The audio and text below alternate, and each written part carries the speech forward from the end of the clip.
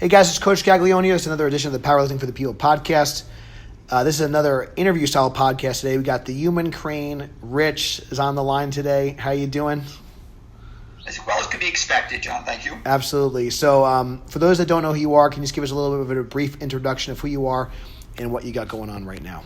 All right. I'm the owner of the Parisi Speed School in Fairlawn, New Jersey. It's a very large performance training center. We specialize in training athletes of all age, of all abilities. One of our, probably our two biggest historical marks here is it was the first place that had NFL Combine group training, and it was probably the start of UFC training, as far as not so much the actual fighting, but the fitness aspect of it through Martin Rooney. Sure. Back in 1998. I remember when I used to be here, it'd be like there'd be all these Gracies here. They would be like, what do you guys do? I'm like, we do this Brazilian jiu-jitsu, and I'd be like, what is that? It was back like the UFC was just about to take off. So that's probably our two historical markers here at the facility. But it's we've been around 20 years, 32,000 square feet. It's a pretty exciting place to work. We have powerlifting meets here. Currently, the last past calendar year, we had a USA PL meet. Actually, we had two of those. Nice. 100% raw meet and a WNPF meet here. So, Personally, I've been powerlifting over 30 years, and that's amazing. By the nickname you could probably gather, I'm really known as a deadlifter. I really started getting into the deadlift because actually I was pretty good at it. My body composition makes it easier for me to deadlift. I started getting into a lot of back like in the later part of the first decade of the century. There was a lot of single like deadlift meets, like the Night of Living deadlift. So I used to do those. Yeah. So I always enjoyed the deadlift and find it a big part of the training, even with the athletes. We're really big into the trap bar deadlift, believe it or not. I find it to be one of the best ways to train athletes, especially for speed development. Yeah, I think having stronger hips and glutes never hurts, right? For no matter what your goal. So, what's a little bit? Can you share some of your iron cred? Like, I'm not sure if you still have any like kind of masters records and stuff, but I remember you hitting some real big weights, and then we'll definitely chat about like when we first met. But a little bit of iron cred and like what some of your best deadlifts are. When you start getting into like the age graded deadlifting. Actually, 45 to 49 raw. I was the all-time record holder at 644 at 181 until that was recently broken about 3 months ago. It's all-time. 50 and up at 181 and 198, all-time raw. I rank in the top 10 in both of those categories. My best deadlift is 694 at 198. My best at 181 is 661, both done over 40. Nice. Best deadlift over 50 at 181 is 620, and it's 640 at 198. Both ranked top 10 all time. Excellent. All federations. Excellent. So I wanted to kind of rewind a little bit, and I definitely wanted to get this on the recording. So I think the first time that we met officially, I remember actually speaking about the Parisi School. I was actually getting into strength and conditioning at the time. I was might have been my first meet as a junior, I think. So I was probably like 19 or 20 years old. I remember it was actually the first meet I had pulled 500 pounds, which was a big milestone for me. It was a local WNPF meet in Nanuet, New York, and I remember seeing you do some dynamic warm-ups, and I was like, wow, here's another powerlifter that's actually doing some sort of like some actual warm-up besides just swinging their arms and grabbing 135, So I remember seeing that, so that kind of intrigued me, and then I remember we were at the second floor of a hotel, and I remember the meet director had asked us to lower the weights quietly. So maybe if you want to talk about that story, and if you remember that meet, because I just think it's a fun kind of story to kick things off with. It's interesting you brought that up, because I had kind of actually forgot about that, because unfortunately at that meet, I was going for like 700. To me, 700 was always my big milestone.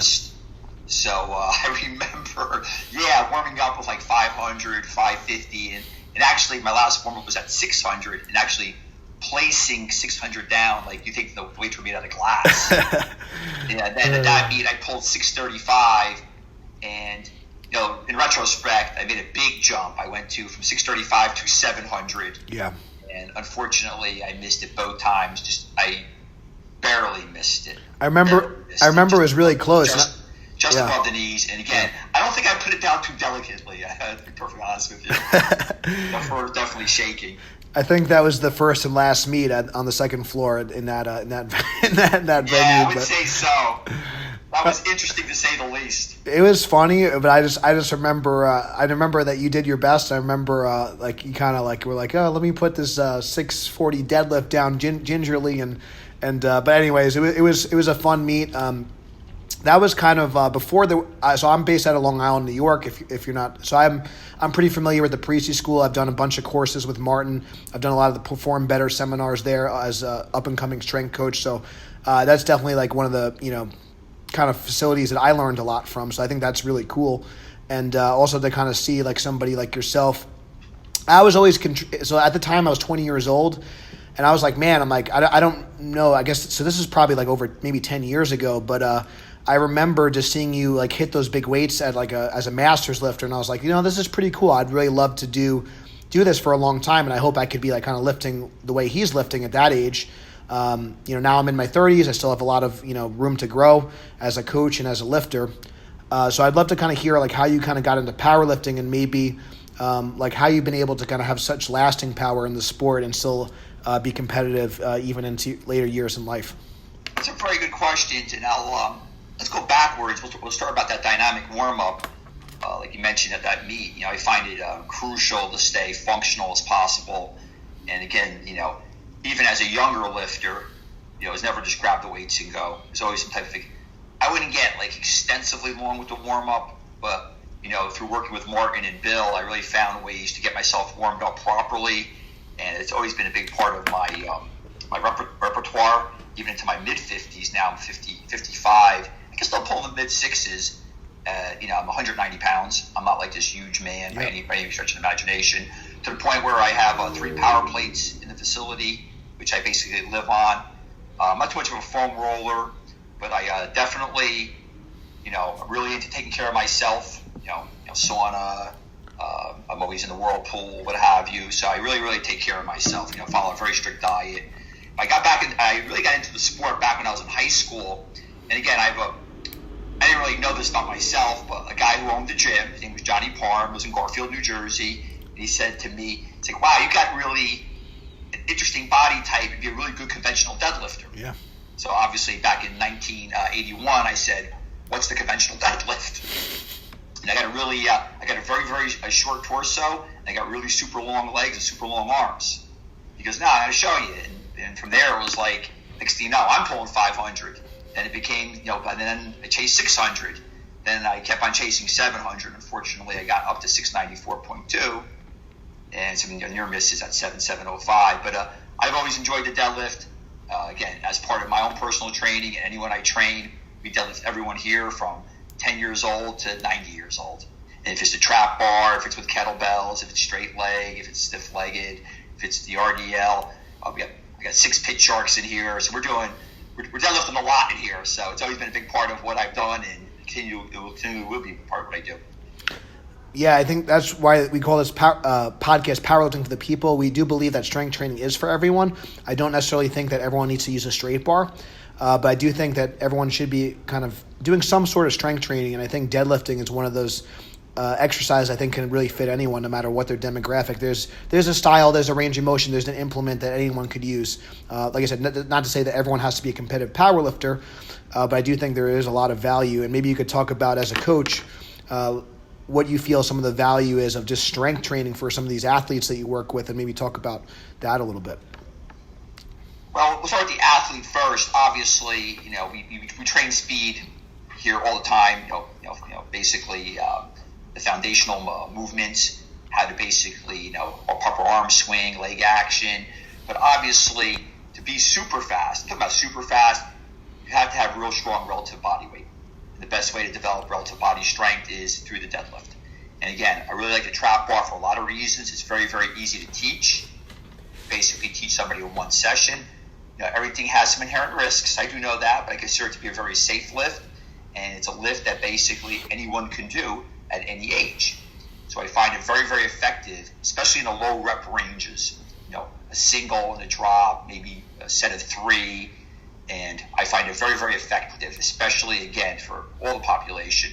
Then if you move on to the, say, the older population, general pop, one of the big misnomers is, I'm too old to lift, right. Which is, what's this? Notice the opposite. The older we get, the more physical stress we got to put on the structure of the body, or our bones become brittle and they break. Like the worst thing that can happen to an older person is breaking their hip. And then after that, it's just a series of things that lead to basically, a quick demise. So we have everybody deadlifting in here. Yeah, I think that's a great point. I think a lot of times, as we get older, and some of our older population, they're so kind of afraid of getting hurt. But really, strength training can be a huge preventative measure in having longevity and having just better quality of life. Like I said, I think that maybe they see videos of someone like yourself, deadlifting over 600 pounds, but that's obviously there's a difference between performance and health, and there's a difference between competition and training. And I think sometimes people kind of get those things mixed up. But yeah, I totally agree, and that's something we preach here as well. I think they say being strong is never gonna hurt, and having it's gonna give you a bigger foundation of the pyramid, no matter what your goal is, whether it's fat loss, whether it's athletic performance, or just general health and longevity. I think getting stronger can always be a good factor. So. All right. So do you have any advice for someone maybe that's looking to get involved in strength training or get involved in powerlifting? Like maybe I don't know if you made any mistakes kind of early on, or maybe you just see I don't know how much you follow online and what people are doing, but if you see any kind of mistakes that younger lifters make, what advice would you give to them? I would say the biggest mistake I see from younger lifters, they don't have a set schedule of some type of periodization that they're following. They lift way too heavy, way too often.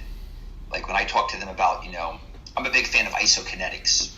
Okay. I'm fortunate to have 2 isokinetic devices here, which basically is accommodating resistance and allows you to train at a very, very high rate of speed at a very, very light weight range.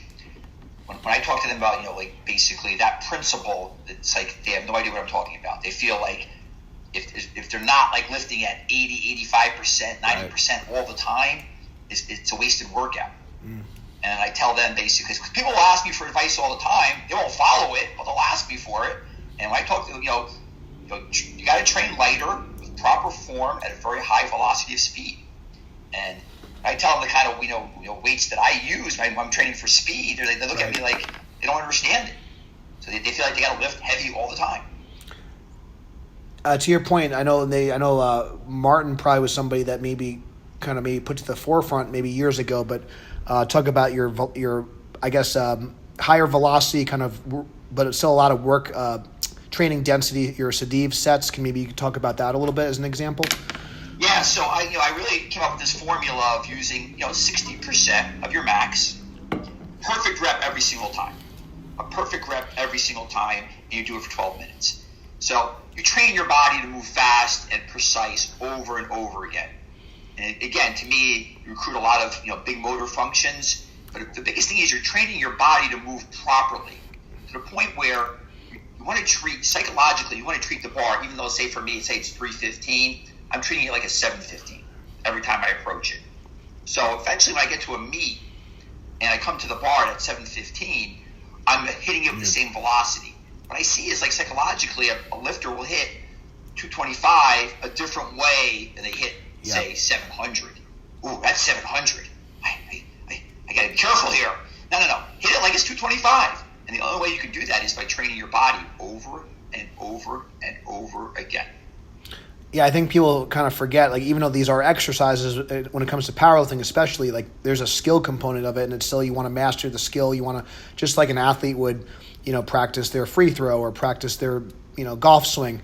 And I think something like that where you're doing a lot of perfect reps, like you said, you're really practicing the skill of it. And I think definitely kind of things like speed work and then lifting with the intent of moving the weights fast and kind of working their velocity, working the bar speed, working explosion. I think that's kind of a little bit kind of gone, not as popular anymore, but I think there's a lot of merit to it. And then just to improve your rate of force development, especially something like a deadlift where you have to move an object from a dead stop and break inertia, I think developing that speed and that skill and that repetition is huge. So I think that's some great advice. And also, you're just not going to burn yourself out if you're lifting heavy all the time. If you want to, lift for a long time, you got to have longevity. You got to be able to have sustainability in the sport. And if you always have 90% on your back or always 90% in your hands, at some point you're just going to burn out. So great advice there, for sure. The next point, I know you have an extensive coaching background as well. So same thing, I want to kind of ask if maybe there's coaches listening, if you have advice for coaches kind of getting started, maybe some do's and don'ts, or maybe some things that you wish that you knew when you were starting out coaching others. Well, I was very fortunate. A lot of my coaching background comes from working at United Parcel Service. I worked there for 28 years, and through the 28 years, I basically moved up the chain to where I became upper management, so I was responsible for a lot of people. So I took a lot of the philosophies from UPS and I brought them into my coaching, believe it or not. And this is some of the things that you're going to say to myself, oh, of course, but I still see it today where people aren't doing it. You always start on time. You always start on time. You always start on time. You're always in the proper uniform. And probably most importantly, which sometimes I see people will give up, don't relinquish the higher ground. I've heard a lot from either parents or agents or actually the athletes themselves. I'm not looking for another friend. I'm looking for a coach. Right. So you're the coach. You're not posing for pictures for social media. You can get a photo at the end of maybe a 12-week training cycle where a person goes to play in the NFL or whatever sport they're playing, whatever it might be. They go off to college. But again, they're not looking for another. You're not looking for another friend every single session. Maybe somebody to talk to here and there. But when you're training like high-level athletes, or whatever athlete it is, you're their coach. I'm nodding my head over here. I like that you transferred other life skills to the weight room and vice versa. I think that's huge. I think sometimes we forget that, and I think if you want to be a fitness professional, treat yourself like a pro. So I think that's some great advice there. And I agree. Even though I'm younger, I've seen there's been a huge advancement in technology with the phones and social media, and things have changed so much over the years. But I do think that we can get really distracted with the phone, get really distracted with things that really aren't important. If you're really coaching, you shouldn't be on your phone all the time. And if you're really kind of engaged with what's going on, yes, it's fine. And that's one of the reasons why I've recently hired just someone to help with the videos, because I want to be focused on coaching and not be focused on being on my phone, taking videos and just all this other stuff. And I think it's important to get the word out there, and it is important to engage and kind of evolve with the times. But at the same time, yes, we're there to do a job. We're there to help keep people get better. And I think it's important to be present and focused. And a lot of times I think this younger generation is not. So you want to be focused and present and professional in everything you do. So I think that is some really, really good advice from somebody that's been in the field for as long as you. That's not by accident. So awesome stuff, man. Well, again, I know you have another appointment to get to, so I don't want to take too much more of your time. But if people maybe want to, if they maybe want to join the facility, or if they want to check out the gym, or just learn more about what you do at Parisi and yourself, where can people find you, and how can they get in contact with you? Well, we're in Furlong, New Jersey. It's about 10 miles from New York City. It's really a one-of-a-kind training facility. You can basically just Google Parisi Fairlawn, and you'll see everything you need to see about the facility, everyone we've trained, and come out if you always want. We have powerlifting meets here all the time, and all different types of competitions. If you're a person who's interested in speed development, but another thing we have here, which you mentioned it early on, I kind of glossed over. We do have a lot of seminars here. Big ones. Very one awesome. better every year. Vertimax. Dr. John Russian is coming in. I still scheduled to come in soon. He's fantastic. Yeah, he's awesome. He's going to be here for a 2-dayer. So we have all these different seminars. I'm big into continual education. I have a very large conference room above the facility that sits and overlooks it, which I'm sitting in now. It's again, stop by and visit. If you want to. Again, I love talking to people about the business. About there are different parts of the business. I have a health club that's attached to the facility. So it's a great place to come, and if you ever just want to stop in and just talk a little bit, talk a little shop, or learn a little bit something, or we learn back and forth, I'm always here. Rich, thank you so much for your time. I really appreciate it. It's been cool. Like I said, it's been a little bit of a blast from the past, and I always love chatting and learning from people that have been just in the game for as long as you. I really appreciate that. I think it's important that we kind of learn from people like yourself that just have that much experience and wisdom. So I do appreciate your time. So give Rich a follow if you're in the New Jersey area, the Fair Lawn area. Definitely check out Parisi's. It's an amazing, I can attest, it's amazing. It's a beautiful facility, and I really appreciate all the education opportunities they've held over the years. For even myself, I've done a ton of courses there myself, and I have a lot of the Parisi products really helped me when I was training primarily football and wrestling athletes. There was paramount in kind of getting me started as a young coach. So thank you for being on the call today. If you guys enjoyed this podcast and you found value in it, please share it, and please give us a 5-star review on iTunes. It helps other people find us. Thank you guys so much for listening. And until next time, stay strong, and we'll see you soon.